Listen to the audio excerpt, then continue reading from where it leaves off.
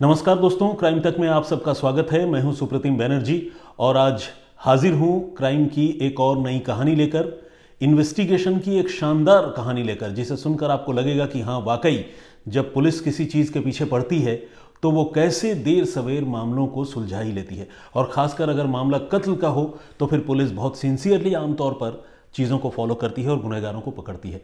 कुछ exceptional cases हो सकते हैं जिनमें पुलिस को कामयाबी नहीं मिलती या पुलिस लापरवाही बरतती है, लेकिन मैंने पहले भी कहा है कि ज़्यादातर मामलों में, मर्डर के केसेस में मैंने ये देखा है कि पुलिस जो है बहुत ईमानदारी से जांच करके दोषियों को पकड़ती है।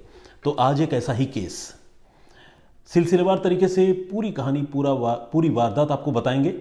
और कुछ भी मैं पहले उससे रिलेटेड कोई हिंट या कोई उसको समराइज़ करके नहीं बताना चाहता हूँ जिससे आप लोगों के सुनने की रुचि में थोड़ी भी कमी आए। तो आइए शुरुआत करते हैं। 2 नवंबर 2011 की ये बात है। दिल्ली के पास से ही यमुना एक्सप्रेस वे गुजरती है और इस यमुना एक्सप्रेस वे पर 2 मई 2011 को 2 अलग अलग जगहों पर 2 बच्चों की लाशें मिलती है। एक बच्चे की उम्र तकरीबन 6 साल और दूसरे की उम्र तकरीबन 8 साल। खास बात यह है कि ये लाशें जो है बिल्कुल एक साथ या अगल बगल पड़ी हुई नहीं थी, बल्कि इनके बीच जो है वो कई किलोमीटर का फासला था। तो जो पहली लाश मिली बच्चे की, वो मिली नौझील इलाके में, माइलस्टोन नंबर 74 के पास। और जो दूसरी लाश मिली वो मिली सुरीर इलाके में, माइलस्टोन नंबर 79। नौझील में जो लाश मिली थी वो यमुना एक्सप्रेसवे के बगल में एक सर्विस लेन है, उस सर्विस लेन में पड़ी हुई थी बच्चे की लाश। और जो सुरीर के माइलस्टोन के पास जो लाश थी वो एक्सप्रेसवे के साथ में कटीले तारों का बाड़ लगाया गया है।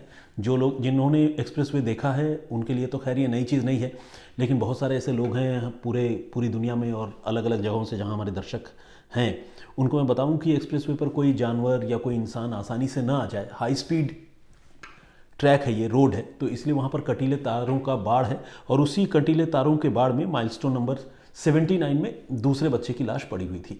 तो एक ही दिन में ये दोनों लाशें बरामद हुई और उत्तर प्रदेश की हद में ये बरामद हुई। उसके बाद पुलिस जो है वो हरकत में आई। पुलिस ने इन लाशों के बारे में पहचान पता करने की कोशिश की, लाशों को बरामद किया, लेकिन उसे शुरुआती तफ्तीश में कोई कामयाबी नहीं मिली। अभी 2 दिनों का वक्त गुजरा, यानी 48 घंटे का, तब तक जो है एक तीसरी लाश मिलती है। और ये लाश जो है एक महिला की थी।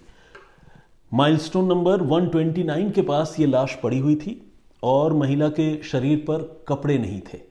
और इस महिला की उम्र जो है, जो लाश है, उसको देख कर लग रहा था तकरीबन 30 से 35 साल के दरमियान रही होगी। तो जिस तरह से एक्सप्रेसवे के अगल बगल 55 किलोमीटर के दायरे में ये 3 लाशें 2 दिनों के अंदर पुलिस ने रिकवर की, उसे देखकर पुलिस को ये लगने लगा कि हो सकता है कि इन लाशों का एक दूसरे से कुछ ना कुछ कनेक्शन ज़रूर हो। पुलिस को यह भी लग रहा था कि शायद ये महिला उन बच्चों की माँ हो सकती है और बच्चों की भी हत्या हुई और महिला की भी हत्या हुई है। तो खैर पुलिस ने बड़ी कोशिश की उनकी पहचान पता करने की, लेकिन पुलिस को कोई कामयाबी नहीं मिली। सुनसान जगह पर, आबादी से दूर एक्सप्रेसवे पर अगर लाशें पड़ी हुई हों तो पुलिस क्या कर सकती है? पुलिस आसपास के 5 किलोमीटर, 10 किलोमीटर के दायरे में पूछ सकती है। पुलिस ने अपने लेवल पर वो सारी कोशिशें की, लेकिन पुलिस को कोई कामयाबी नहीं मिली। पुलिस ने लाशों को बरामद करके पोस्टमार्टम के लिए भिजवाया और साथ ही पोस्टमार्टम के लिए भिजवाने के साथ साथ इन लाशों की तस्वीरें भी उतार ली, फोटोग्राफ क्लिक कर लिए। मर्डर का शक तो था ही। जब पोस्टमार्टम हुआ तो पता चला कि तीनों की हत्या जो है वो गला घोंट कर की गई है, यानी स्ट्रैंगुलेशन से। पोस्टमार्टम से ये बात क्लियर हो गई और ये भी साफ हो गया कि मर्डर का केस है। और पोस्टमार्टम से ये भी क्लियर हो गया कि ये जो तीनों हत्याएं हुई हैं वो तकरीबन एक ही वक्त पर हुई हैं। तो ये भी एक इंडिकेशन था कि तीनों डेड बॉडीज का आपस में कुछ ना कुछ कनेक्शन जरूर है। तस्वीरें जो खींची गई थी वो पूरे उत्तर प्रदेश के तमाम थानों को, तमाम ज़िलों को भिजवाई गई ताकि इन मरने वालों की कोई पहचान हो सके। लेकिन 11 महीने गुजर गए और पुलिस को इसमें कोई कामयाबी नहीं मिली। किसी ने लाशों की पहचान नहीं की, किसी ने आकर नहीं बताया कि हमारे घर का कोई मेंबर मिसिंग है। और पुलिस बहुत परेशान थी और पुलिस को लग रहा था कि कैसे कोई सुराग या लिंक मिले तो हम तफ्तीश आगे बढ़ाएं। इसी बीच पुलिस के कुछ सिस्टम है जिसके बारे में आपको बताना चाहता हूं।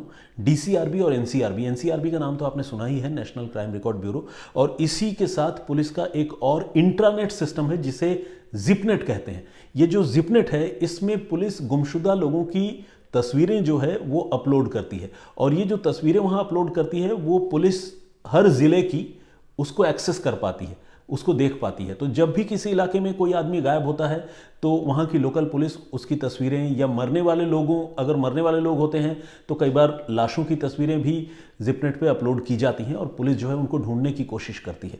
तो इसी तरह जैसा मैंने आपको बताया कि 11 महीने का वक्त गुजर गया, लेकिन पुलिस जो है लगातार कोशिश कर रही थी, और इसी कोशिश में पुलिस ने जिपनेट पर यह तय किया कि हम कुछ ऐसे लोगों की तस्वीरें ढूंढते हैं जिनका हुलिया, जिनका डील डॉल ये जो 3 लाशें मिली है यमुना एक्सप्रेसवे में उससे थोड़ा भी मेल खाता हो। तो मतलब किसी पुलिस वाले ने दिमाग लगाया होगा, सोचा होगा कि चलो ऐसे ट्राई करके देखते हैं, जिंदा तस्वीरें न सही, मुर्दा तस्वीरें सही, उसके साथ जिंदा तस्वीरों का मिलान करते हैं। तो पुलिस ने जब ये एफर्ट किया तो आपको जानकर अच्छा लगेगा, हैरानी भी होगी कि 11 महीने बाद इनकी आइडेंटिटी जो है वो पुलिस पता करने में कामयाब हो गई। और कैसे पता चला? जिपनेट पर इनके गायब होने की रिपोर्ट थी, गुमशुदा महिला और गुमशुदा बच्चों की रिपोर्ट थी, उनकी तस्वीरें थी, और उनकी जो जिंदा तस्वीरें थे उनके साथ लाशों की तस्वीरों का पुलिस ने मिलान करा, और पुलिस को लगा कि हाँ ये मिलती जुलती लग रही है। तो पुलिस ने फिर उसको एक्सप्लोर किया तो पता चल गया कि हाँ ये वही लोग हैं जिनकी हत्या की गई थी।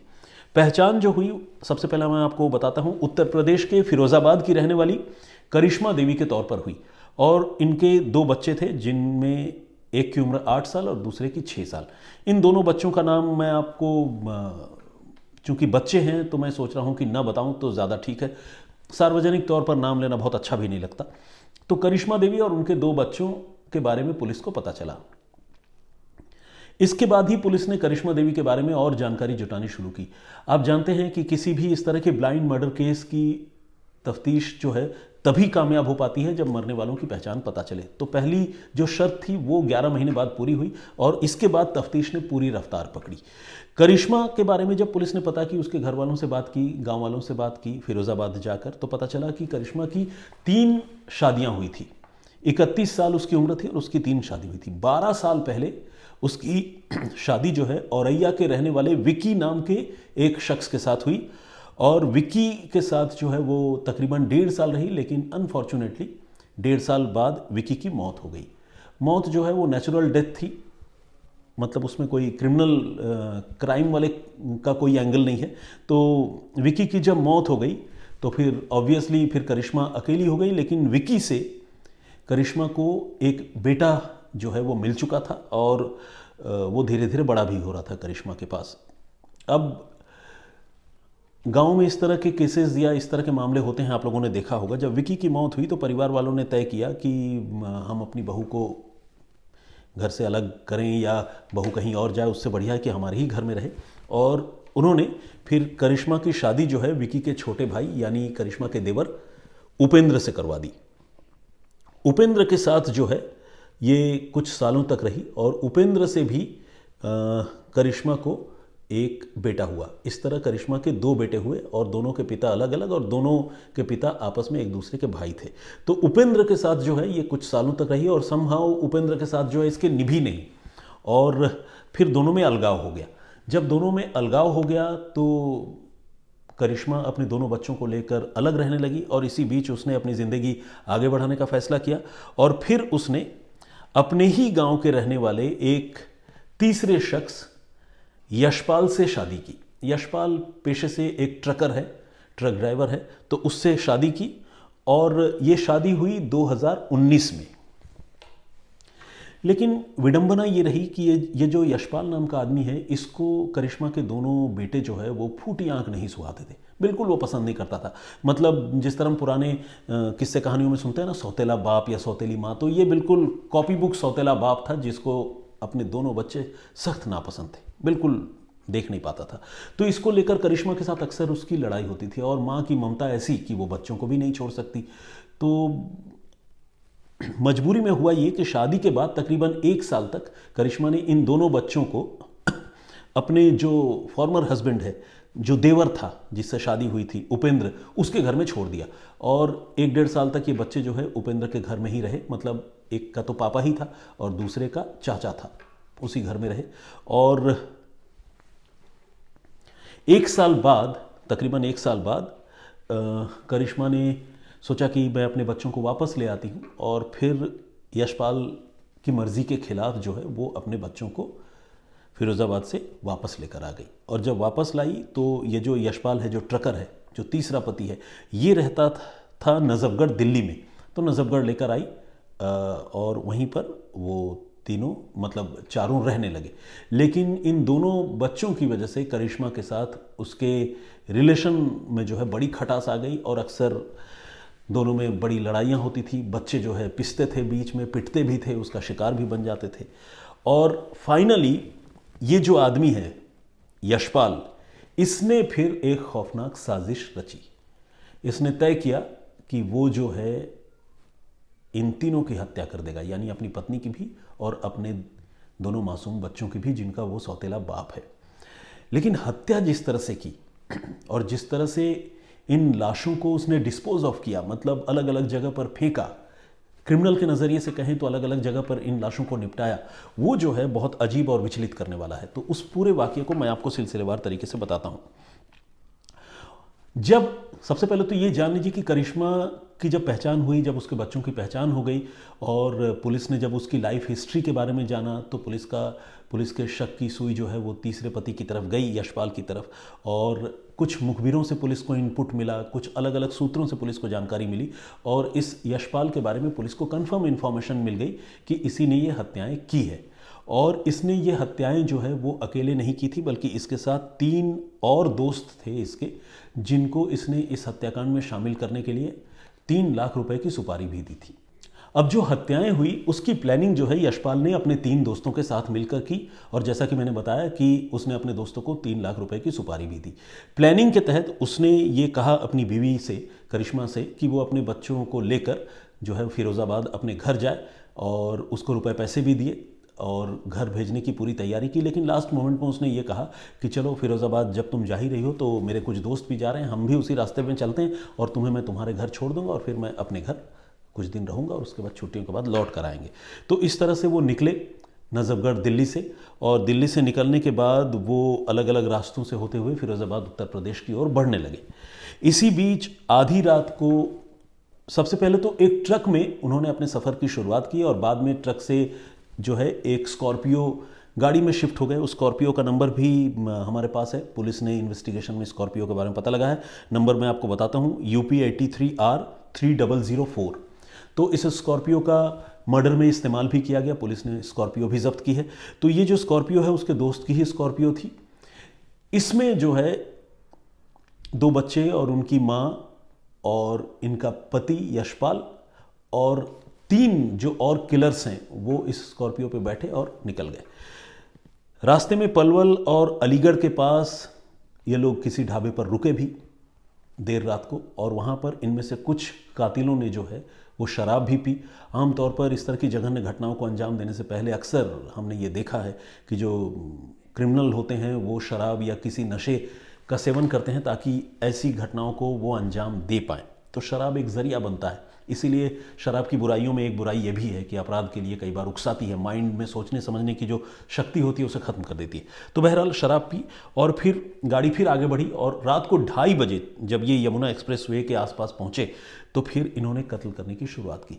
सबसे पहले इन कातिलों ने चलती गाड़ी में, स्कॉर्पियो में, करिश्मा का गला घूंटा।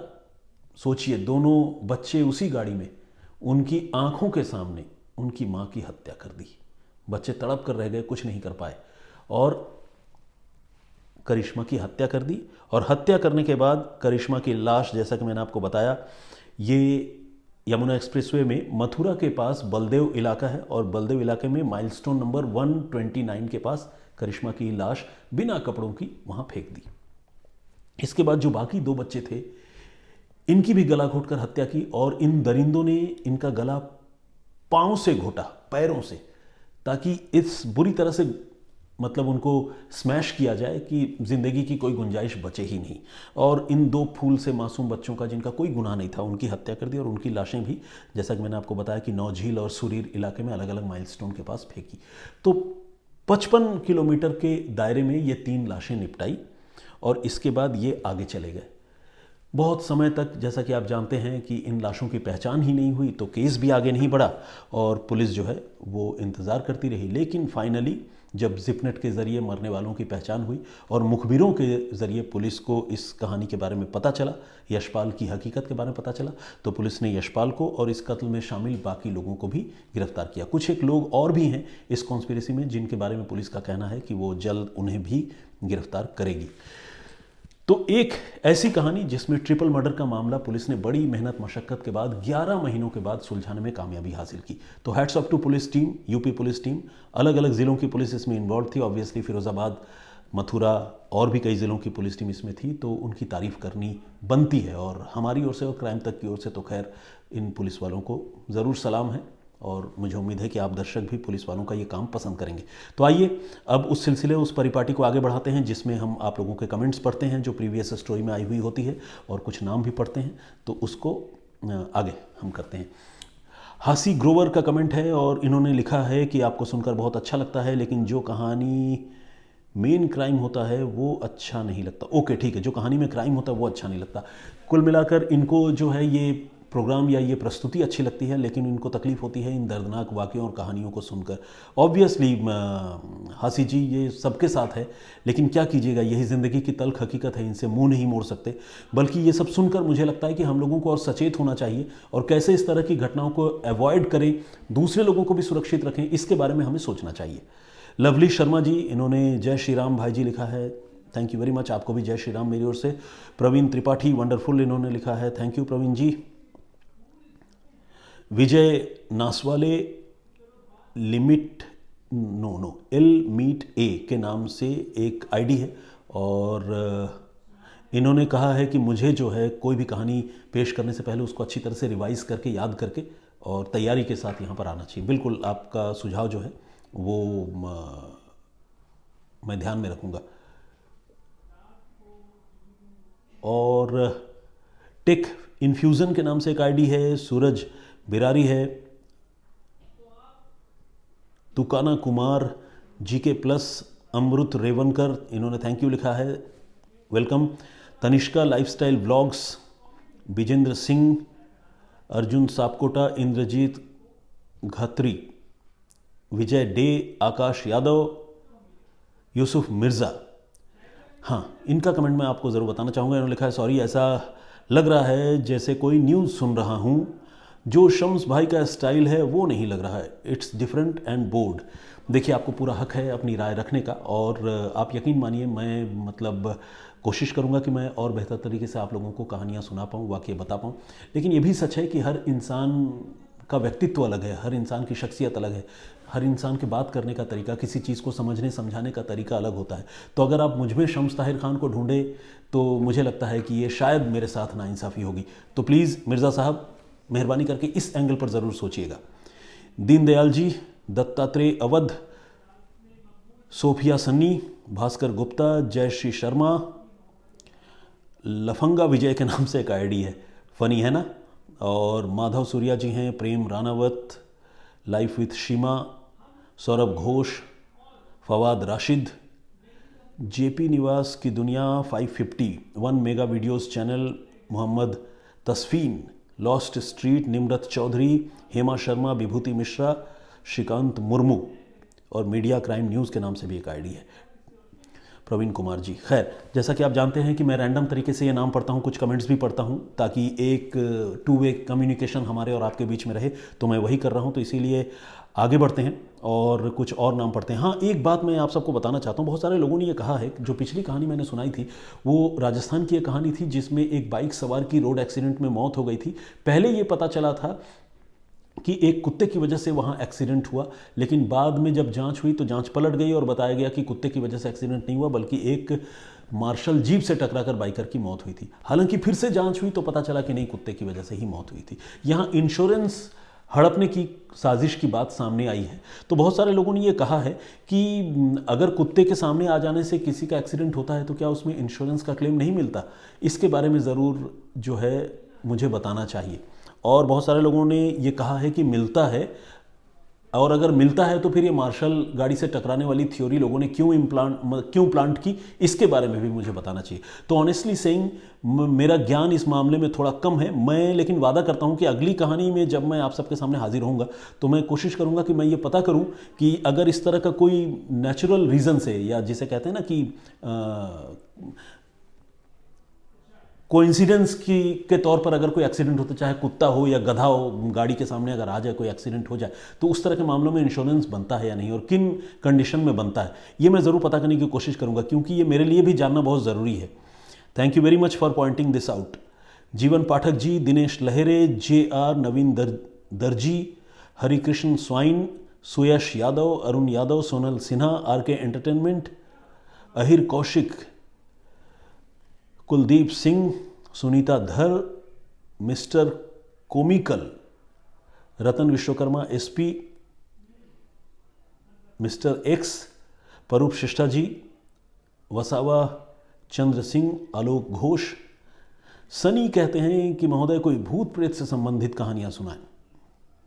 अगर ऐसी कोई कहानी रडार पे आई तो ज़रूर सुनाऊंगा। मुझे नहीं पता बाकी लोग इसे कितना पसंद करेंगे, लेकिन आपकी रिक्वेस्ट भी तो मायने रखती है। अगर कुछ मिलता है तो ज़रूर सुनाऊंगा। शोभा कुलकर्णी जी और शंकर लाल विश्नोई जी। तो ठीक है, मुझे लगता है कि फ़िलहाल इतना ही। इतने सारे कमेंट्स करने के लिए और इतनी हौसला अफजाई के लिए आप सभी का बहुत बहुत धन्यवाद। मैं फिर हाजिर होऊंगा किसी और कहानी, किसी और वाक़ये के साथ। तब तक बहुत सुरक्षित रहिए और अपना ख्याल रखिए। जय हिंद, जय भारत।